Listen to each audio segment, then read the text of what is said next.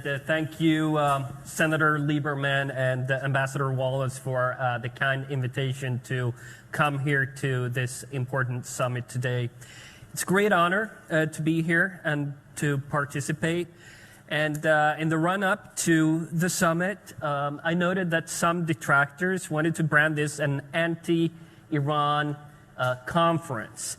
Well, I have one thing to say about that, and that is, this conference is not held in honor of the regime in Tehran. That's true. But it's definitely in favor of the Iranian people. And what do I have to prove that I mean that? Well, just look at the Swedish national elections 10 days ago, where my party was number one among Swedish Iranians. They know what we stand for.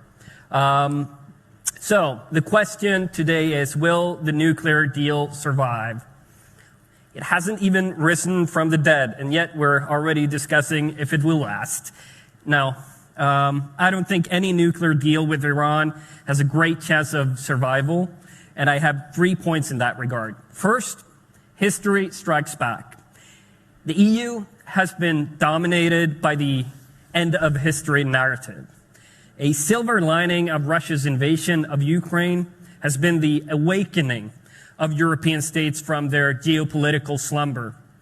A nuclear deal would enable and empower Iran, a state sponsor of terrorism. In fact, just last year, an Iranian diplomat was sentenced to 20 years in Belgium for planning to blow up a 2018 MEK rally in Paris. Iran launched a cyber attack against Albania, a NATO member and EU candidate. It threatens global energy supplies that pass through in the Strait of Hormuz, and it is partner to the largest geopolitical threats we face today, China and Russia. And at that point, Iranian suicide drones are being used as we speak by Russia against Ukraine.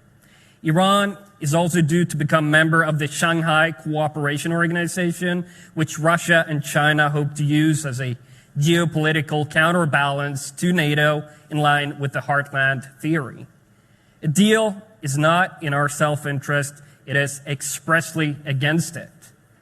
Second, taqiyya, a Shiite Islamic doctrine which allows believers to lie and or be deceitful if their security is at risk. And in this instance, the security of the mullahs. Does anyone really believe that they will give up their ambition to obtain nuclear weapons? They are stalling to prevent the safeguard investigations because they know that President Biden and High Representative Borrell of the EU are looking for a foreign policy win. And third, the spirit of 1906. In 1906, Iran adopted a constitution which created a parliament, the Majlis. At that time, constitutionalists had to contend with anti-democratic clerics. The people of Iran still aspire to a free, stable, inclusive, and democratic society. A popular chant by protesters in Iran is Jomhuri Islami Nemikhaim, which means we don't want an Islamic republic.